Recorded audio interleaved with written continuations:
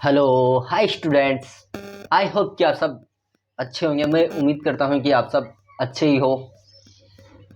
तो आज की क्लास में अपन देखेंगे सेरीकल्चर। पिछली क्लास में अपन ने क्या देखा था?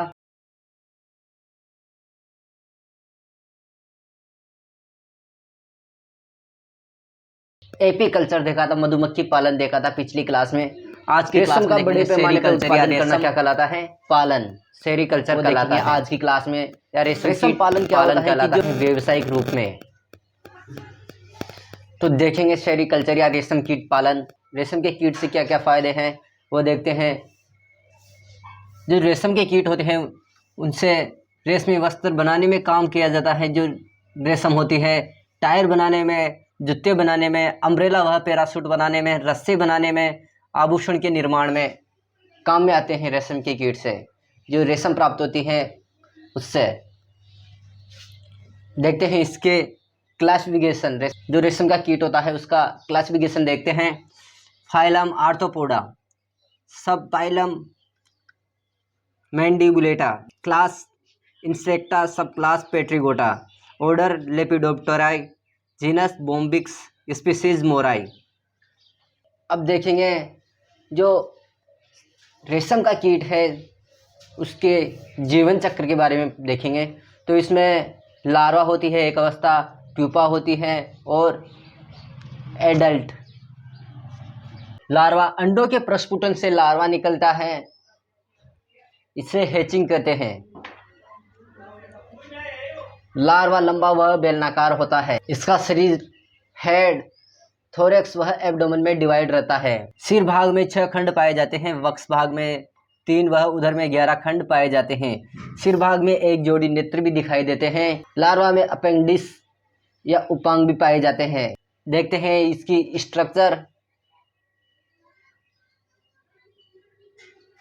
के माध्यम से आपको समझ में आ गया होगा। अब देखते हैं प्यूपा। लार्वा के हाइपोफेरिंक्स के समीप पाए जाने वाले स्पाइन रेट नामक संरचना से रेशम के समान एक पदार्थ का क्या होता है? स्त्रवण होता है या स्त्रवण करते हैं, निकालते हैं, जिससे लार्वा के चारों ओर एक आवरण बन जाता है तथा आवरण के भीतर लार्वा प्यूपा में चेंज हो जाता है। प्यूपा में पंखों का निर्माण नहीं होता है, यानी कि बिना पंखे ही होते हैं जो प्यूपा अवस्था होती है। तथा आवरण युक्त प्यूपा को क्या कहते हैं? कोकून कहते हैं आवरण युक्त प्यूपा को। अब देखते हैं इसकी स्ट्रक्चर के माध्यम से समझते हैं।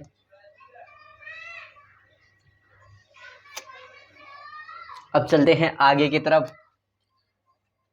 एडल्ट प्यूपा कुछ समय अंतराल के पश्चात कोकून को काटकर बाहर आ जाता है और एडल्ट में चेंज हो जाता है, परिवर्तित हो जाता है। एडल्ट का शरीर हेड, थोरैक्स व एब्डोमेन भाग में विभाजित रहता है। हेड में एक जोड़ी नेत्र, एक जोड़ी एंटीना, वह अन्य अपेंडिक्स या उपांग पाए जाते हैं। वह वक्ष में 3 जोड़ी टांगें, वह 2 जोड़ी पंख पाए जाते हैं और इनमें उड़ने की क्षमता पाई जाती है, यानी कि इनमें पंख पाए जाते हैं तो उड़ेंगे, उड़ सकते हैं। चित्र के माध्यम से समझते हैं इसे। अब देखेंगे मेथड ऑफ सेरीकल्चर।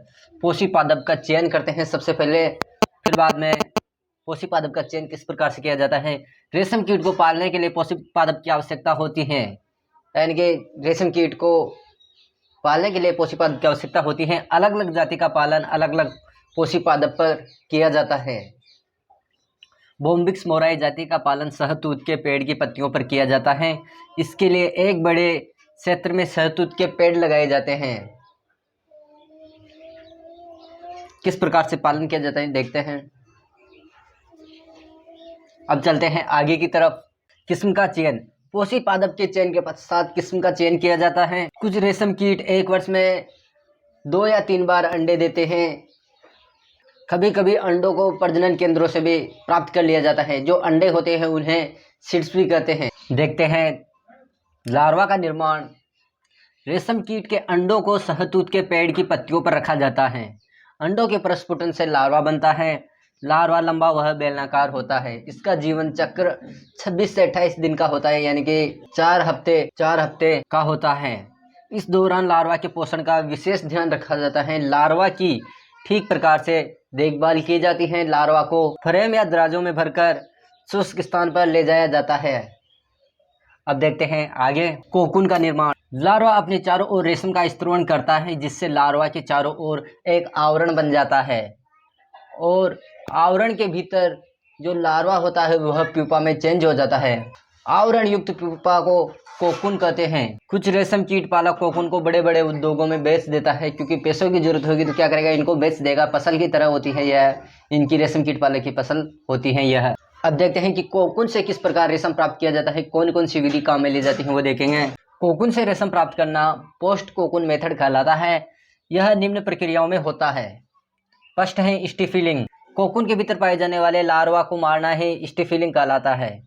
इसके लिए कोकून को गर्म जल या भाप से गुजारा जाता है, जिससे कोकून के अंदर प्यूपा मर जाता है और कोकून को गर्म जल में डालने के कारण रेशम के समान धागे दिखाई देने लग जाते हैं। अब देखते हैं अगली रियलिंग। कोकून से प्रथम बार जो रेशम प्राप्त किया जाता है उसे कच्चा रेशम कहते हैं। कच्चा रेशम प्राप्त करना रियलिंग कहलाता है। अब देखते हैं थर्ड स्पाइनिंग। कच्चे रेशम जो कच्चा रेशा होता है उसको विभिन्न रासायनिक पदार्थों से गुजारने पर जो पक्का रेशा प्राप्त होता है उसे स्पाइनिंग कहते हैं। पक्के रेशे का यूज सूती वस्त्र बनाने में, पैरासूट बनाने में किया जाता है। आई होप कि आपको क्लास समझ में आई हो वीडियो को लाइक कर दे। अगर समझ में नहीं आई हो तो डिसलाइक कर दे और हमारे वीडियो देखने के लिए, हमसे जुड़ने के लिए चैनल को सब्सक्राइब कर दीजिए और आगे पढ़ने के लिए बेल आइकन पर प्रेस कर दीजिए। हंसते रहिए, मुस्कुराते रहिए। Thank you, all the best.